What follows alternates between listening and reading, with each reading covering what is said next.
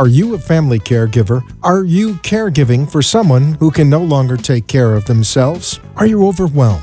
This is Caregiver Solutions Info with Marcia Teele. Marcia will be hosting an hour of true stories and information, tips and updates of the latest research and necessary information in the caregiving field, focusing on you, the family caregiver. An Alzheimer's disease and dementia care expert, Marcia has 15 years of hands-on experience at Arden Courts, a leader in assisted living dementia communities here in the U.S. Marcia covers everything you need to know as a family caregiver, especially if you care for a loved one with Alzheimer's disease or other related dementia or chronic illness. If you have a friend or relative that is also a family caregiver, call them now. They won't want to miss a minute. And let them know they can watch on caregiversolutions.info. And they can listen on WNN 1470 AM in South Florida or nationally on the iHeartRadio app.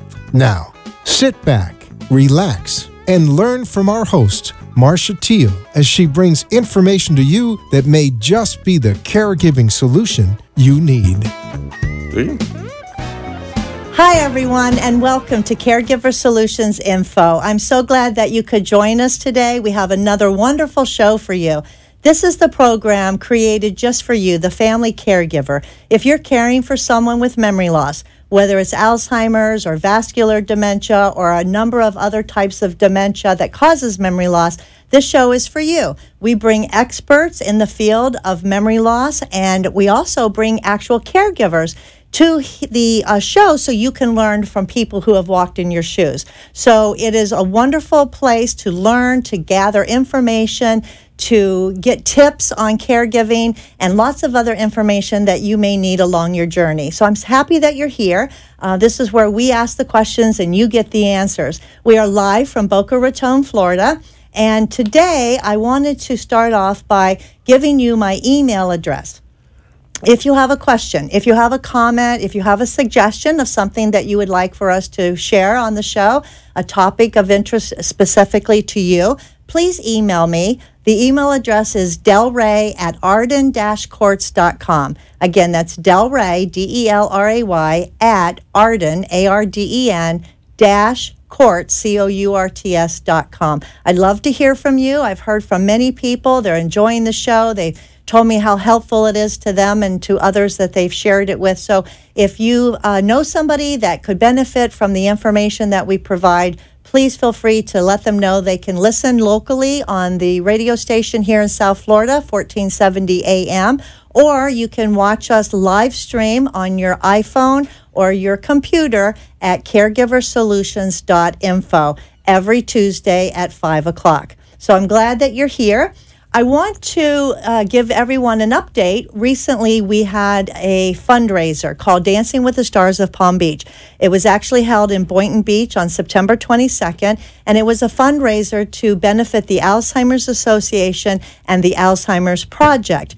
And I want to thank everyone who participated. I want to thank the sponsors. I want to thank the committee members who did such an excellent job of putting the event together. I'd like to thank the dancers. I was very fortunate to be able to participate and be one of the dancers and dance for the cause and dance for Alzheimer's, which is very near and dear to my heart.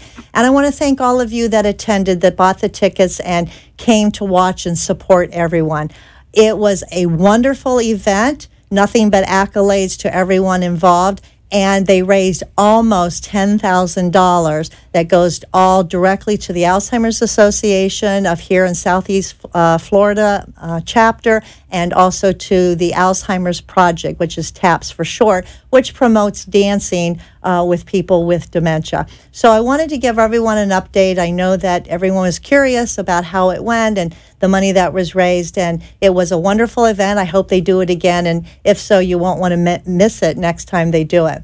I also like to thank at this time our national sponsor, Arden Courts Memory Care Community.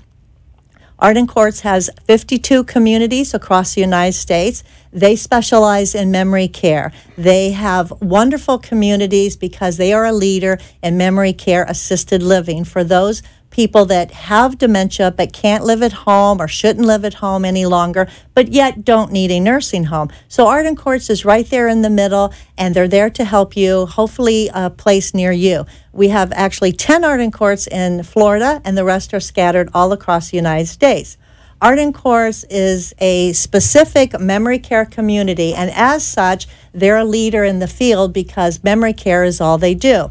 One of the things that Arden Courts likes to do, besides take care of people with the memory loss, is to also take care of the caregiver. And so, because education is so very important to caregivers, to learn about the disease, to learn about behaviors, to learn about what's coming down the road, the information that you get is really, really beneficial, because even though you may not be using it, it would be helpful to be prepared. And so Arden Courts would like to help prepare you by offering a free book. This is called The 36-Hour Day. It's written by Dr. Peter Rabens. It's in its 5th edition, which means that obviously it's been around a while. It continually gets updated with all the latest information on dementia.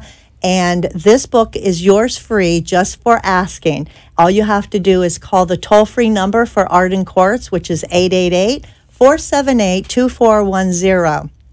Tell them that you heard about this offer on the Caregiver Solutions info. They'll take your name and your address, and they'll be happy to mail this book directly to you, so you can have the benefits of learning more about this disease and how to better be a caregiver and be prepared. Again, I'll write this number down. It's 888-478-2410, and call Arden Courts and get your book today. We'll repeat this number later in case you don't have a pen handy.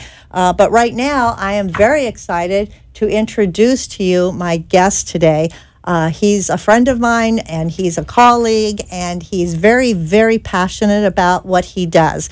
His name is Tino Negri. He's a co-owner of Comfort Care Home Health here in Palm Beach County, and he's joining me today to talk about music. Hi, Tino. Hi, Marcia. Welcome to Caregiver Solutions Info. Oh, thank you for having me. Before I get started, can I just tell your audience how much I absolutely adore you? Oh, thank you. And I love you to death. You don't understand about this lady. By the way, do you realize October, this month, 4 years ago, was the first time we met? And do you remember where we met? Not really. I knew you wouldn't. I knew it. We met at an Alzheimer's walk. Scott Greenberg, my father-in-law, introduced me to you, right? Okay. And you were wearing your clown outfit. Not the creepy kind. The happy, joyful clown outfit. Was you remember I really? that?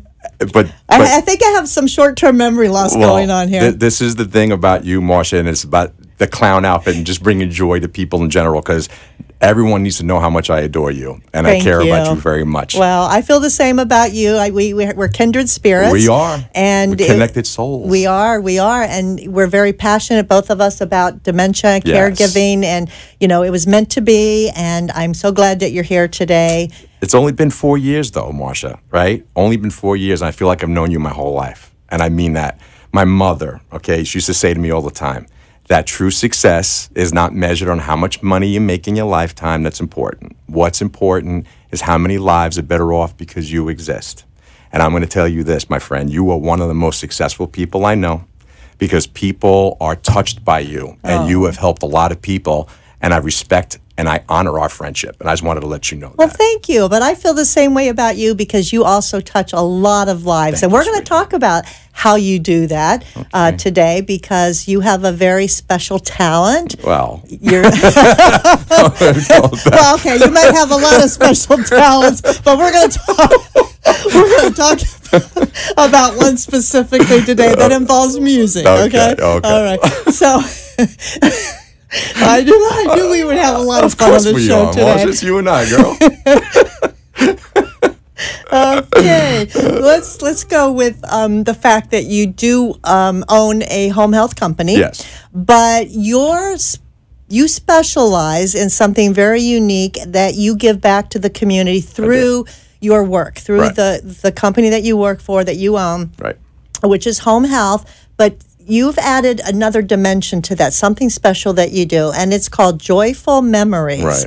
And I want you to explain to everybody what Joyful Memories entails. Okay. And then we'll talk more about it and what it entails and how you got started with it. Okay. Well, let me start off by saying that I am a very spiritual person. You're going to realize that through this talk. I'm warning you now, all right? So I believe that everything in my life happens for a reason.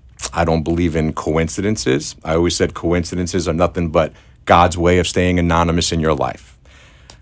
Believe it or not, 6 years ago, I was up in Long Island, New York, and I was selling semiconductors to electronic components to engineers, thinking that's what I wanted to do. I actually went to school for hotel restaurant management, thinking that's what I wanted to do for the rest of my life. But I took my career path in semiconductors. Wasn't the most rewarding job in the world, but I was good at it. And because I was a type A personality, I owned a hot dog hamburger restaurant called Bad Dogs. And the only good thing that came out of Bad Dogs in Huntington, Long Island, was my wife, Allison. She walked in one day. I asked her out over a sweet potato fry, and the next thing I know, I'm married, and I'm down here in South Florida talking to you all about Alzheimer's disease. You're such a lucky guy. I am a lucky, lucky man. You have a beautiful wife and a beautiful baby. I do. And so you knew nothing really about So Alzheimer's. I didn't know anything about Alzheimer's disease. I actually lived it in my life, but I didn't. If I would have known then what I would have known now, I would have treated my family a lot differently, okay? This runs in my family, dementia. All four of my grandparents in one shape, form, or another had some sort of dementia, right? But my grandmother, who I believe lived with Alzheimer's disease, but back then they didn't call it Alzheimer's. They used to call it hardening of the arteries. Senility. Hardening of the arteries. Right. Whatever the case may be, my grandmother shared the same behaviors that I see on a day in and day out basis with my friends who live with Alzheimer's. So she probably did. And back then, like you say, they didn't really diagnose it and they didn't really give the name to it like they do now. No. But my mom, and it wasn't easy for my grandmother, but it definitely wasn't easy for my mother, all right? The minute she was, had this dementia, she immediately took on this role as caregiver, and she didn't know what to do either. And that's what happens sometimes. It's this thrust upon you, and no one suspects it. No one's prepared for it, and this is what happens. So same thing in your family. All of a sudden, one day, you're a caregiver. Yes. And I have the utmost respect for my mother, and to my family caregivers out there, I have the utmost respect for you, too, because what you do is not easy. You were in... this wasn't supposed to be the card you were dealt in your life, so to speak. Right. But you know what? You do it anyway. And I just respect that about you. So I came down here to South Florida because my father-in-law, Scott, he looking for a partner in the home care business, right? Here I am with a brand new wife. I was up in Long Island, moved to Jersey, and all of a sudden I'm like, I don't want to do this anymore. She goes, what do you want to do? I go, I don't know. I think I want to go, do like a hotel thing or something you were something trained that I in, was that trained you're to do, interested in, right? She goes, how about we go down to Florida and join the home care business down there? So everybody ends up here somehow. Everything happens for a reason. That's true. And I got to be honest with you, this was absolutely my calling, because getting into home care, I became an expert in Alzheimer's disease. I'm a national certified Alzheimer's educator by the NCBAC, and I volunteer my time in the community with a music program called Joyful Memories. Now, you are a musician. I play the drums. You play the drums. Well, that qualifies as, yes. I mean, you've got rhythm. I got, some people are born with more rhythm than others. That's true. I have rhythm, and I enjoy playing the drums. So 4 years ago, a music therapist by the name of Steve Teele, he came to Comfort Care as a consultant. And they came to me and they said, what do you think about the idea of incorporating music into our Dementia Wise program, which is a training program for family caregivers and for my own caregivers, okay? And I'm like, that sounds like a pretty good idea. I go, why don't you send me his music? Let me check it out. He recorded about 100 songs from the 20s, 30s, and 40s. Because this is our generation, right, of the people who are living with Alzheimer's disease. That we're serving right now. One out of every 2 people over the age of 85 has some sort of dementia. So this was a good era of music for my friends back in those days. Right. So I listened to it. I'm like, I think I could work with this. I went into my first community. I pressed play, and I didn't know what to expect. But then all of a sudden, I started seeing my friends who were normally in a bad state, all right, disoriented, wandering, fearful, scared. Now, these are people that you don't necessarily know. Didn't know anybody. You call them your friends. I call them my friends. Oh, by the way, I am calling them my friends because they are all my friends. I have hundreds of my friends who are living with Alzheimer's. I just wanted everyone to know that you're talking about patients that have Alzheimer's. Correct. That you're their friends. I do the same thing. You know, I introduce them as my friend because you get close to them and you love them and you understand them. Absolutely. But these are friends of yours that are patients with Alzheimer's. So you don't know any of these people, and you're going into your first gig, so to speak. It was like a gig. It was like a gig because, you know, you're a musician and you love to entertain and have music. And what happened? It was trial and error. The first time I brought in songbooks, and they were looking at them like this. And no one was singing. No one was paying attention. Everyone. And then I said, you know what? Let me try to bring in my instruments. So I started bringing in my percussion instruments. I brought in my tambourines, my maracas, my bang sticks, my kungas, my jingle bells, handed them out to everybody. And all of a sudden, I saw an immediate change where people just started lighting up. And they started enjoying the music. And they were interacting and engaging with one another and with me. And on top of that, all right, forget about the words in the songbook. They know every lyric to every one of these songs. And I'm going to talk about that. Right, because that's their long-term memory. Right. And so when you're going back with music, and I've actually seen people that stop talking, they have dementia, they don't talk anymore, their families don't hear anything from them, and you start playing music that they grew up with, that's in their heart, and it's in that long-term memory bank that they still have. They can do every single word. They can sing. They can amaze you. The people that don't talk, but yet they sing. This is so exciting. We're going to talk more about this with Tino. We're going to talk about why it's exciting, what it does for people that have dementia, what music can do for them, and what it can do for your loved one also. So we're going to take a quick commercial break, and we will be right back. Arden Courts is not just a place to live. It's a place to call home. Residential living combined with quality caregiving. This is the philosophy behind Arden Courts. Communities created exclusively for individuals with Alzheimer's disease and related dementia who would benefit from a safe and structured environment.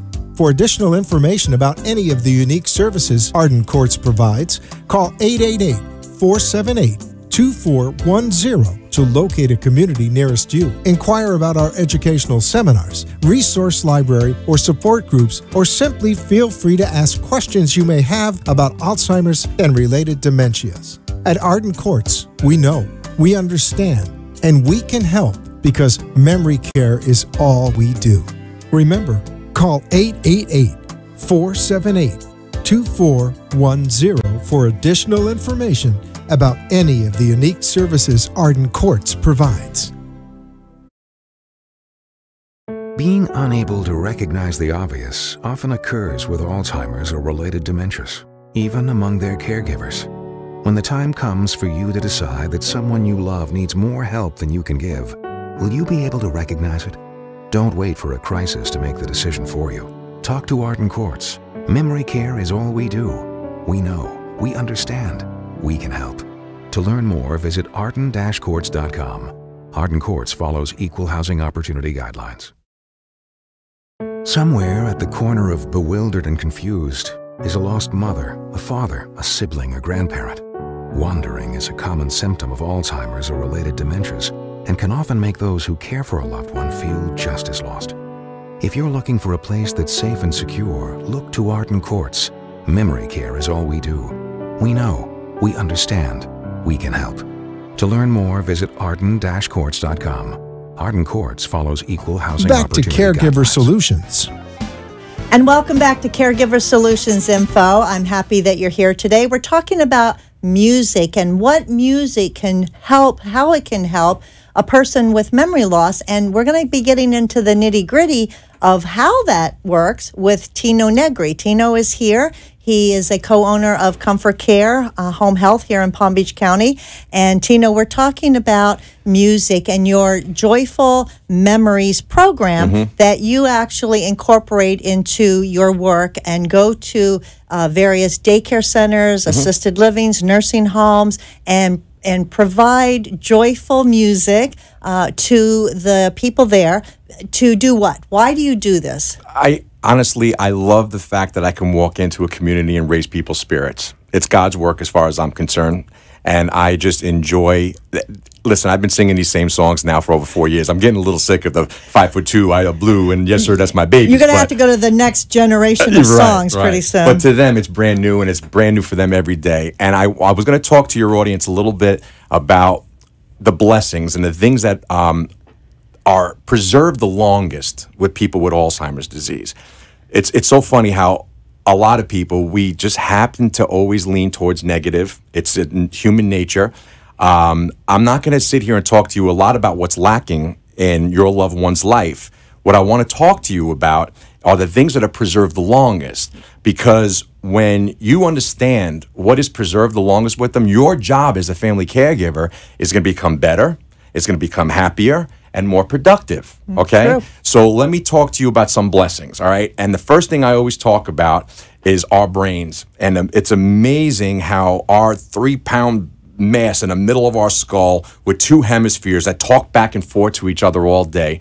And I have a personal opinion that I feel that if family caregivers start leaning a little more on their right hemisphere of the brain, you're going to find joy in this journey with Alzheimer's disease. Well, okay? we all need a little bit more joy in our lives. That's why I'm here to give you that, okay? Because this is not about me. This is about my family caregivers. And if I can give you one tool, then I did my job, okay? So the first thing I wanted to talk to you about was the right and the left hemisphere. Now, the reason why my wife, Allison, and myself get along so well is because we share one brain, okay? Allison leans on her left hemisphere, which is the fact that she is very intelligent. Matter of fact, your IQ comes from your left hemisphere of your brain. She's very verbal in her communication approaches. She's very detail-oriented. She's very organized. She's a number cruncher. She analyzes everything, which I love that about her because it's my weakness, okay? And then when she analyzes that, she analyzes it again. And Allison's a little bit of a control freak. She puts things nice and neat in a little box, and if things start flowing out of the box, she loses her mind, and she's got to put it back in nice and neat. So I, on the right hemisphere of my brain, because I lean on my right hemisphere, I can care less about that box. I kick that box open and over as many times in a day as I possibly can. I'm a 30,000-foot overview type of guy. I don't sweat the small stuff, all right? I am not so much about IQ as I am EQ, which is emotional quotient. And that's right here on your right hemisphere in your brain. This is very important for Alzheimer's care. Being nonverbal in your communication approaches is also very important. Being artistic and creative and musically inclined. These are all stuff that's on the right hemisphere. Most importantly is I live right here in the moment. I enjoy the moments that we have, especially with my friends with Alzheimer's disease. And that's because they live in the moment also. Bingo. There you go. So it's all about capturing moments, all right? So the reason why I say all this is because with the music, you're going to find out that's my number one tool. My number one go-to has always been music. It's a universal force.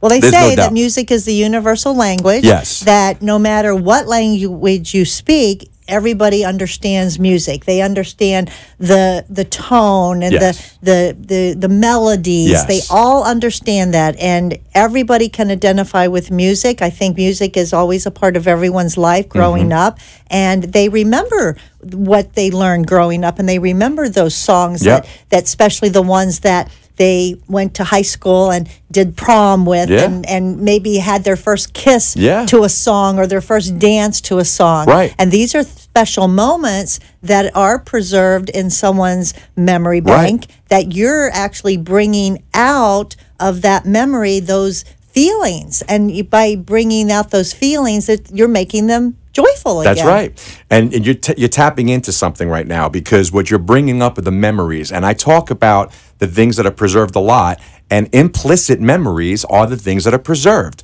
Implicit memories are the emotions, the feelings, the impressions that people make on you, right? Okay, so I have to say this is perfect, because I've always said to people, if you think back, and of course we go through our lives every day, and we don't remember the day-to-day, we don't remember the mundane, we don't remember all the little things that happen to us. But if you think, and going back in your years, what do you remember the most? They're always associated with a feeling. Yes. And I tell people that all the time. You're going to remember the time when you were very embarrassed about something. Yep. Because, I can tell you lots of times I was very embarrassed. I Yep. remember those times. You're going to remember times that you were so grief-stricken. Yes. You're going to remember the times that you were so happy you were over the moon about something.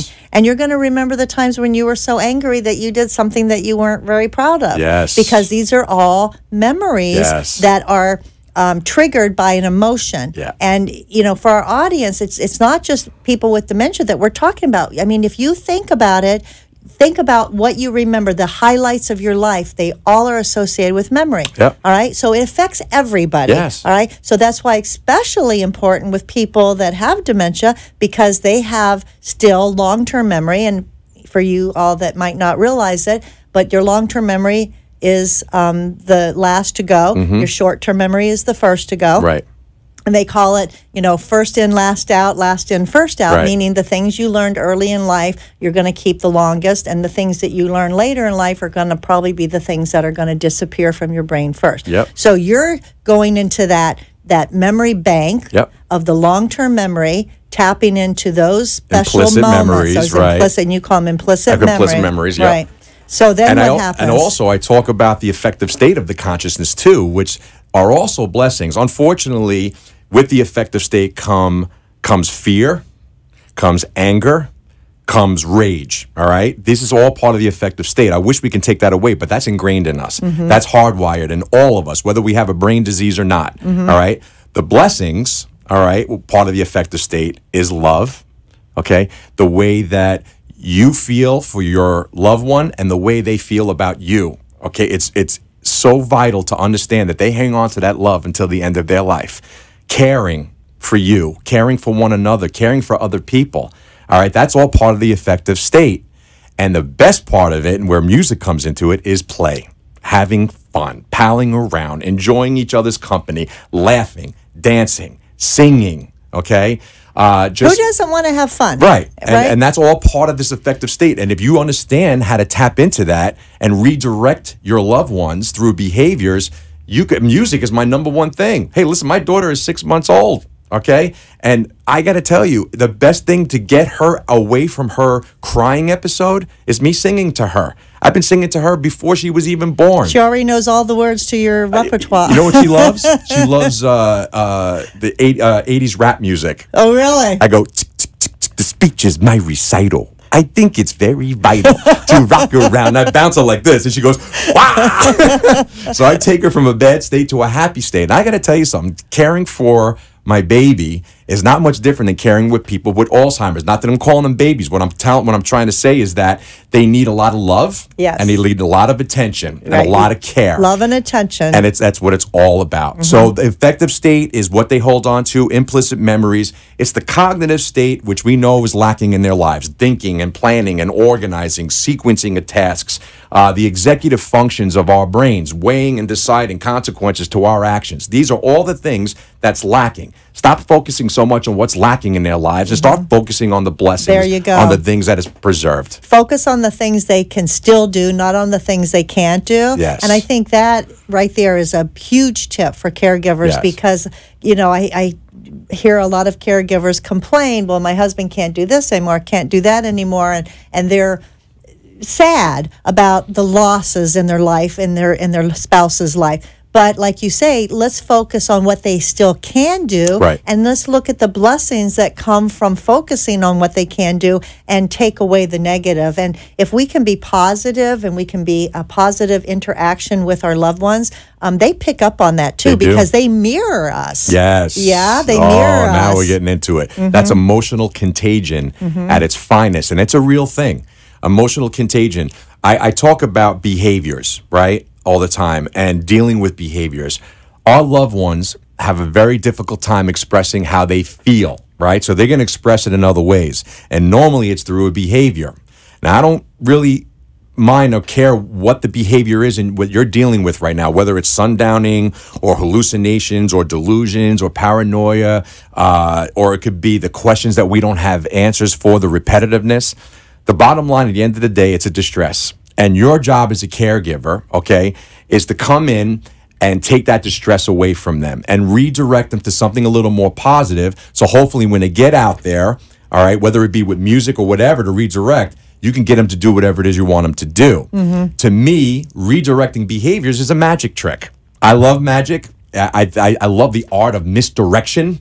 Okay, that is the go-to for all magicians, right? Where the trick happened right in front of you, but really it happened 2 steps back. You just missed it. And the thing with caregiving and redirecting behaviors is a magic trick, and you got to get good at it, and you got to get smooth. So we've got to make these caregivers into magicians because the magic it works. It is. It does work, and it's a training tool. There's a 5-step process, and you can't do number 5 before you don't get number 1. And you mentioned the first one, which was nonverbal communication. All right? To me, nonverbal communication is more important than verbal. So let's talk a minute about that. We have to realize that people that don't speak because they have Alzheimer's, but they really are speaking to us in their behaviors, like you mentioned. Yes. And their behaviors can be negative, and there's a reason why they have negative behaviors. Maybe they're cold, maybe they're hot, maybe they're in pain, maybe they want something and they can't express what they want. There's lots of reasons for that, and it's our job to figure it out. Or sometimes they're just feeling sad, you know, and so they're going to have nonverbal, but they're looking to us and also seeing what we're doing and how we look and our facial expressions and what we're doing, and they pick up on those, right? So I always say that people that have dementia, and this isn't proven, this is my own personal opinion, but I feel that people that have memory loss, they are more attuned to feelings because they can't, like you say, with the executive function, they can't figure things out. They can't really think for themselves in such a way in sequence, and the cognitive abilities have declined. But they know feelings, and they pick up from the caregiver the feelings. So if you're a caregiver and you're angry, they're going to probably get angry. If you're happy, they'll probably be happy, and everything in between, because they get their cues from us.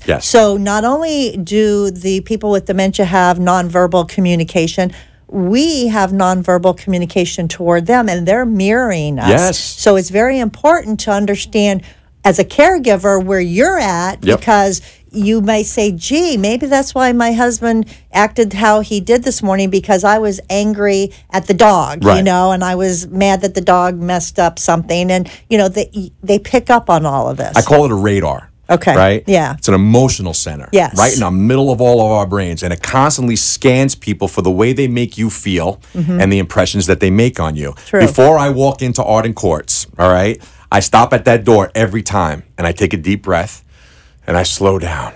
That's very difficult for me to do, by the way, okay? I put a smile on my face. Sometimes I don't feel like smiling, right? But I do it anyway. And I keep myself in check. I leave all my problems right there at the door, because honestly, the people behind that door have enough problems of their own. They don't need mine as well, right? Now that I have myself in check, then I open the door and I give everybody a big visual, say, hey, everybody. They all turn, they look at me, they don't know who I am.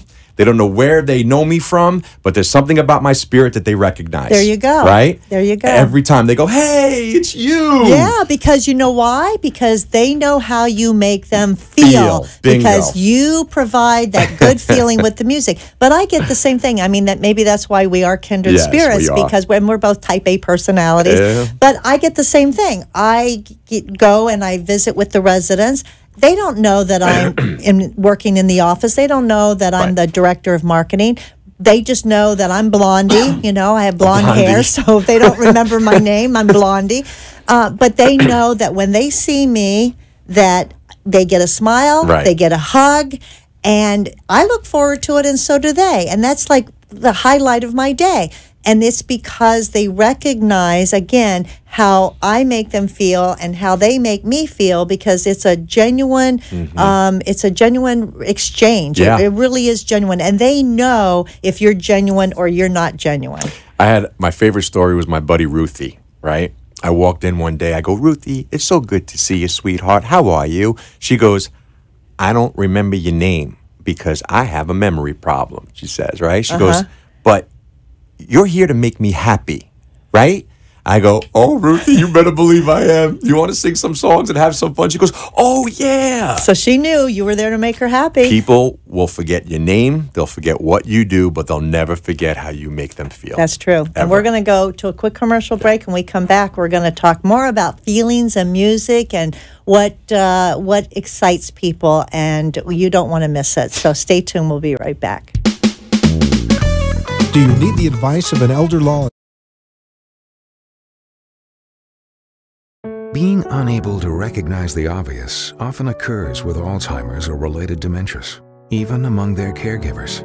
When the time comes for you to decide that someone you love needs more help than you can give, will you be able to recognize it? Don't wait for a crisis to make the decision for you. Talk to Arden Courts. Memory care is all we do. We know, we understand, we can help. To learn more, visit arden-courts.com. Arden Courts follows equal housing opportunity guidelines. Somewhere at the corner of bewildered and confused is a lost mother, a father, a sibling, a grandparent. Wandering is a common symptom of Alzheimer's or related dementias and can often make those who care for a loved one feel just as lost. If you're looking for a place that's safe and secure, look to Arden Courts. Memory care is all we do.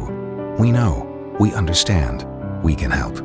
To learn more, visit arden-courts.com. Arden Courts follows equal housing opportunity guidelines. Feelings of depression, isolation, and frustration are common among persons living with Alzheimer's or related dementias. It's common among those who care for them, too. It takes a lot of patience and courage. It also takes knowing when you can no longer do it alone. At Arden Courts, memory care is all we do. Talk to us. We know, we understand, we can help. Don't let guilt keep you from making the right decision. Visit arden-courts.com. Arden Courts follows equal housing opportunity guidelines. Wish to share a story? Call into the show at 888-565-1470 and talk with Marcia. Now, back to Caregiver Solutions. And we're back. Thank you for joining us. My guest today is Tino Negri, and he has found a way to bring joyful memories to people that have memory loss, and he does it so well. We're talking with Tino today about music and how music affects people, but especially people that have memory loss, and all the blessings. I love that, Tino. All the blessings that come with providing music and interacting through music with people that have dementia. So let's continue our conversation, Tino, and tell me a little bit more about how you think that music affects the people. I mean, I know you're not a therapist, you're not a doctor, but you are a musician. You have the passion for this. You definitely have the experience now. You've been doing it for a number of years. Yeah. Tell me more about the music and how it affects people. To me, music is a universal force. If you were to take just one thing that links all of humanity together, it is the love of music. Mm-hmm. And when I do my program, you could actually see that love in their eyes, how a single song can take someone back to a better time, a happy moment, mm-hmm. or a flat-out great memory. And as we all know, with our loved ones, time is very unkind to the people who we love. This disease will dull their minds, it'll erase their memories, but music is the one thing that fires off their brains on both hemispheres of the brain with neurons, producing brain chemicals like serotonin and dopamine and endorphins. These are chemicals that give you pleasure mm-hmm. and love and happiness and give you the chills when you hear a certain song. Right. This is what happens with them, okay? Mm-hmm. Listen, like you said, I'm not a doctor and I'm not a therapist, but I believe with all my heart where medications fall short, and I promise you they will. All your Numendas of the world and the Ariceps and the Exelons and the Razidines and the anti-anxiety, all of them, where they fall short, there are 3 prescriptions that I could give you right now that you can go right over the counter and get them, and it's cheap, all right? No matter how much you give to your loved one, they will never overdose on it. And the best thing about it is not one bad side effect. Well, that sounds like a miracle pill. You ready? Yeah, I'm ready for Okay, here we this. go. Music, laughter, and a big old hug. There you go. Those 3 things will cure anybody's spirit in my book. And take that to the bank. And I wish every doctor would write a prescription for those 3 things to let caregivers know that these 3 ingredients, Right. music, laughter, and a big ol' hug, will do wonders for somebody that's having a bad day. Not just a patient who has Alzheimer's having a bad day. That'll help a caregiver that's Amen. having a bad day Yep. too. Yep. You know? And so if a caregiver and the person who has dementia, if they're both taking the same magic pill Yeah. that you just described, then how wonderful that is, how it creates wonderful time where they can spend together enjoying each other instead of having the strife and the conflicts that arise so many times when caregivers, trying to get through the day.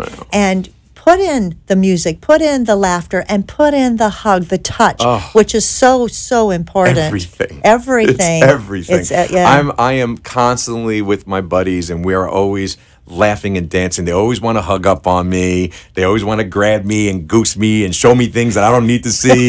That's all part of that affective state, right? That they hold on to, the love and the care. Let me tell you what else. And I, if you don't mind, I want to go through a couple of things that is also preserved with music. Yes, please. And what I also talk about, let's just briefly talk about what's lacking in their lives, okay? But then I want to talk to you about the blessings. Now, I break it down into 4 A's of Alzheimer's. I've read books out there where there's 7 A's, there's 6 A's. I break it down to 4 because I'm a simple guy, okay? The first A is amnesia, okay? Now, amnesia is the inability to retain new information. Now, Marcia and I were talking about earlier, deep in the middle of our brains, we all have this little seahorse-looking creature called the hippocampus, okay? And the hippocampus is responsible for registering, processing, and storing memory. The problem with Alzheimer's disease is that this is usually, and I say usually because everybody is different, the way this disease manifests itself in the brain is different for everybody. It usually, okay, affects the hippocampus first. So all this new information coming in has got no place to process and store it, so they get very forgetful and they get very repetitive, okay? What they hold on to until the end of their lives, okay, and it'll start tapping into the things that are the memories start going a little more and more as time goes on. But the long ago memories, the impressionable memories, the emotional memories, which we talked about. My mother and I have some of my most impressionable memories with my mom. Why? Because she loved Elvis Presley so much, right? I remember being 7 years old, Marcia, being in my backyard with my sister. My dad's working on a 67 Mustang, drinking a Schmitz beer.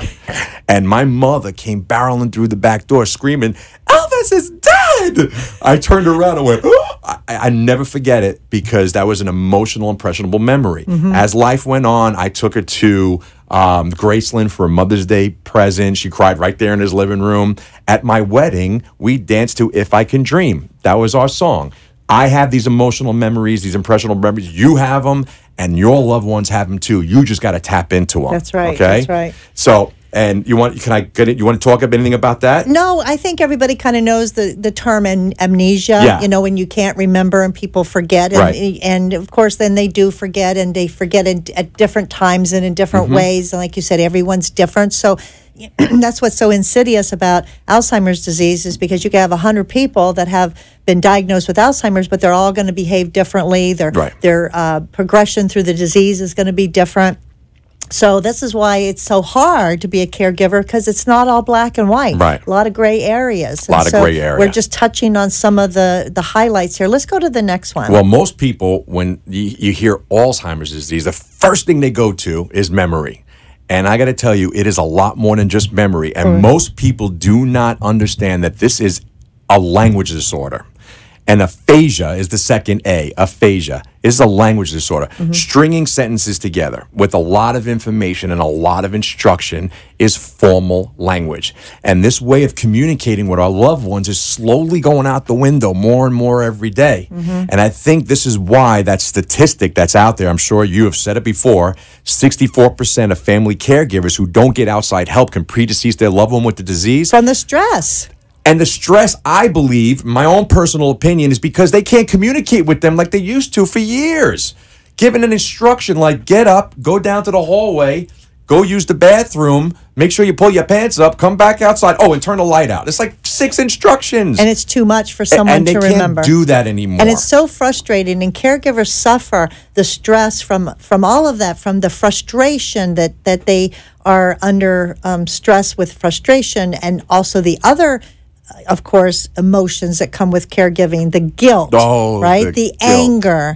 A lot of frustrations that are caused by all of these different emotions. And so, right here we're giving you a little bit of the secret sauce, I guess you might want to call it, to help you get through some of those times. So tell everyone what aphasia is, and then we'll go to the next one real quick. So that's aphasia. It's a language disorder. And you just triggered something in my head about the three-legged stool. I actually stole that from David Levy, by the way. Okay. The three-legged stool that everyone leans on is resentment, anger, and guilt. Those are the three things. And it's a very wobbly stool, by the way. Yes, it is. So that's the language disorder. But what is preserved the longest with people with Alzheimer's disease, and when especially at tapping into music, nonverbal communication, which we discussed, okay, face expressions, our moods, our attitudes, our body language, all of it has got a direct correlation to the people in our care, okay? The singing, the automatic speech and diction. You remember Gabby Gifford, the U.S. Senator who got shot in her head? Right. She lost part of her brain that was responsible for speech. And they would ask her questions like, Gabby, how you doing today? And she would go, chicken, chicken, chicken, chicken, chicken. All she knew how to do was say chicken. She praised a music therapist for getting her speech and her diction back because she sang through her thoughts. And isn't it amazing how people can sing they can sing what they're thinking when they can't really speak what they're thinking? Yeah. It kind of reminds me a little bit about who was the singer Jim Neighbors that had a speech impediment because he had stuttered quite a bit. Mm-hmm. And he had a problem stuttering and could not really speak without stuttering, but yet he could sing the songs beautifully without a hitch. Yes. All right? So that just gives you a little bit of analogy of what you're kind of talking about. What I see, too, is with my friends with Parkinson's disease and with the tremors that they have, right? And I start playing music with them, and I give them a beat. Instead, they go from this to, and they slow down their tremors, and they actually mirror me to my rhythm. And we talked about mirroring. Isn't that amazing? It is amazing. Okay, so that's the second A. The third A is agnosia, all right? Now, agnosia is the inability to recognize someone's face and or an object and know what it is. My grandmother, she used to call me Tony all the time. Now, I know she knows my name is Tino. I was named after her husband, Augustino, and as far as I was concerned, I was her favorite grandson, right? But the day my grandmother forgot my name is the day something died inside my soul. She saw me as her son, Anthony, and she would tap me on my face and go, my boy, my boy. I never corrected her. Because she thought you were her son and not her grandson. Exactly. All right. And so that happens quite a bit. That's agnosia. But she knew she loved you. Oh, yes. She knew that you were part of her life. Her family. She knew that you belonged to her. Yep. And I say that to caregivers all the time. They might forget who you are as far as relationship. They might not remember your name, just as in the case of your grandmother. Right. But they always know that you belong to them, that you are their person. Yes. And that is a beautiful thing. Yes. So you don't want to, like you said, don't want to correct them. That's just going to make them upset and frustrate them. But you can revel in the fact that they know that they love you and you love them, and you have that connection that will never go away because it's the emotional bond. Yes. And for caregivers who stress out a lot about, well, he thinks I'm his mother. You know what? Yeah. Just go with the flow. Right hemisphere, go with the flow, right?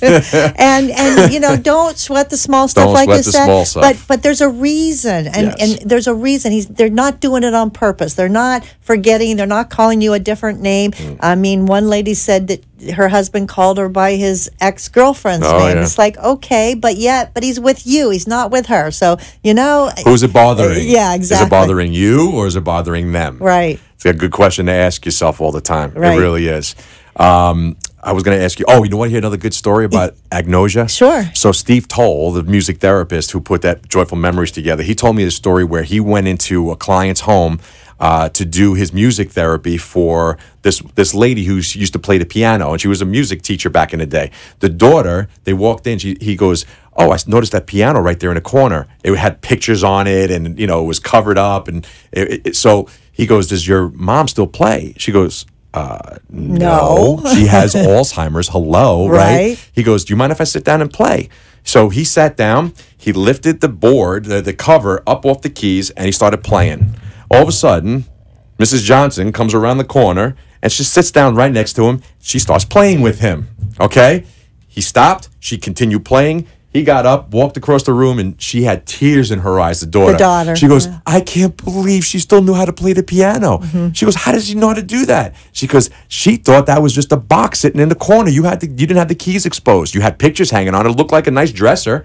She didn't know. That's agnosia, right? She didn't recognize what it was. But also the fact that she could remember is a testament to the fact that, A, she had muscle memory because she played, and she had her long-term memory that kicked in. As soon as she saw that piano. Not the explicit, the implicit memory. She was right there with it, okay? And what's the last one? So the last A is apraxia. Now, apraxia is back here in our occipital lobe, and our occipital lobe is responsible for a lot, for depth perception, for going to grab something and reaching for it and you're missing it. That's depth perception. Our color contrast, our vision.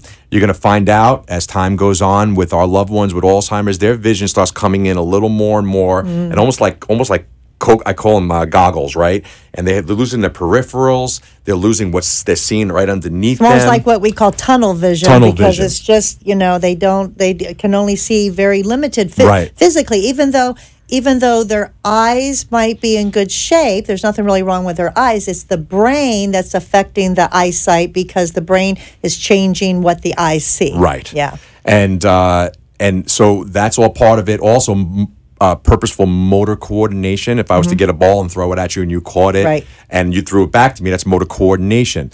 They're lacking this. Sometimes you see our loved ones shuffling their feet, hunched over, reaching out for things. Why? Because of that occipital lobe, the floor actually feels like it's moving on them, right? So they're unbalanced, they're unsteady, the gait is unbalanced. That's all part of apraxia. But what they hold on to is this need to feel respected, the need to be in control, the need to feel pleasure and love, the need to feel safe. It's our job to reassure them all the time. There's a difference between feeling safe and being safe, right? That's true. That's true. And the motor memory is what they hang on to, the rhythm, the rhythmic movements. I love the dancing part of it. You think about it, my program is a cadence. And the military has been using the cadence for years. Yep. I tell my family caregivers all the time, stop it with your words so much. Shut up. And just get up and walk and march with them. Or move. Just sing to them. Go, hi ho, it's off to work we go. And walk them to a bathroom. You don't have to give them instructions. Give them a cadence. And you'll be surprised how rhythm works in and that. It's amazing how that works because they're going with your flow and you're making it fun for them and you're giving them a tune that they're familiar with and they'll pretty much do anything you need them to do if you have the right technique. And these are wonderful techniques for people to learn to incorporate music, to incorporate rhythm into the lives of someone with dementia, because you're going to find that your life will be changed and their life will be changed for the better. Even though they are suffering with this terrible disease, it doesn't have to be as hard if you learn these few little techniques and tips and I hope tools. And these little tools and you're so good at it. But I mean, people that aren't, you're a musician, but people that aren't technically a musician, they don't have to be. This is something everybody can do. Yes, right? Absolutely. You can get a tambourine, you can get 2 blocks of wood, you can tap, you can, you see people tapping their feet and moving, and I think it's very important for people with dementia to keep moving. If you don't use it, you lose it. I'm a dancer. You're a musician. We're a perfect pair. I love to dance, and I hope that I'm dancing till I'm 100 years old. Talk about that. Talk about the benefit to dancing. The dancing is amazing. When we have parties at Arden Courts and we have the family night and we bring in the musician, the residents are loving to get up and they move and they remember when they were younger and they danced. They remember their high school prom. They remember going out on the town and dancing, and you're giving them that joy again through the movement. And yes, they can't do the jitterbug exactly the way they did, but you can jitterbug in place. And if you don't think that's possible, come and watch me because we can jitterbug in place. You can do the arm movements. You don't want to, twirl somebody around because they're going to lose their balance, but maybe, you can be the one that turns. And it just gives them so much joy because you have the rhythm of the music, you have the rhythm of the steps, you have the beat, and they feel that beat. They know that beat. They know it. And they are hardwired. They are. And it makes me so happy. I tell my girlfriends all the time, I'd rather dance with my residents at Arden Courts than go out to dance with you. And they look at me and I'm like, how dare you? Seriously, because it brings me so much joy to bring them joy. That's true. Now, I hope you've learned a lot from this because it's so important. And Tino is such a wonderful ambassador for music and for joyful memories. But Tino has a real job, too, and he works for Comfort Care, which is a home health company in Palm Beach County. And before we go, Tino, tell us a little bit about Comfort Care. And if somebody wanted to contact you or learn more about Comfort Care or more about the joyful memories that you provide, tell them how they can contact you. Okay, so we have 2 minutes to get that done. You got it. Yeah? We are a non-medical private duty home care agency. Which means that we employ every one of our caregivers, and we cover the territory from Boca Raton all the way up to Vero, and now we're in Jacksonville. We're the management company up there, but we're going to be owning up there real soon. We're family-owned and operated. It's me, my wife Allison, my mother and father-in-law Scott and Irene Greenberg, and now my brother and sister-in-law just came down from Long Island to join forces with us, too. Nice family business. Nice family business. With a nice family. So you can reach us anytime. If you have any needs for activities of daily living to assist you with that, a couple hours a week, it really makes a world of difference. Our number is 561-630-1620, or you can go to our website at www.comforcare.com. Let me spell that for you. It's COMFORCARE.com. And you could also do www.palmbeach.comfortcare.com, and then I'll give you right to our website. That's wonderful. Yes. And I strongly urge you, if you're a caregiver, to give them a call, see what they can do for you, learn more about the music program that they provide. Tino, thank you so much for being Marcia, here today. Thank you for having You're me. A pleasure. I appreciate you. Don't forget to call Arden Courts and get your free book, 1-888-478-2410. And in the meantime, we will be back, same time, same place. And in the meantime, don't forget, give someone a hug because they need it and so do you. Take care. Thanks for joining us for this week's Caregiver Solutions with Marcia Teele. Join us next week as Marcia, who has 15 years of Alzheimer's disease and dementia care experience, brings you more needed information to help with the care of your loved one. This show can be seen again on caregiversolutions.info, and questions can be left on the site, which may be used on the program to help others. See you next week for more Caregiver Solutions. The opinions expressed on the preceding sponsored program were strictly those of its hosts, guests, and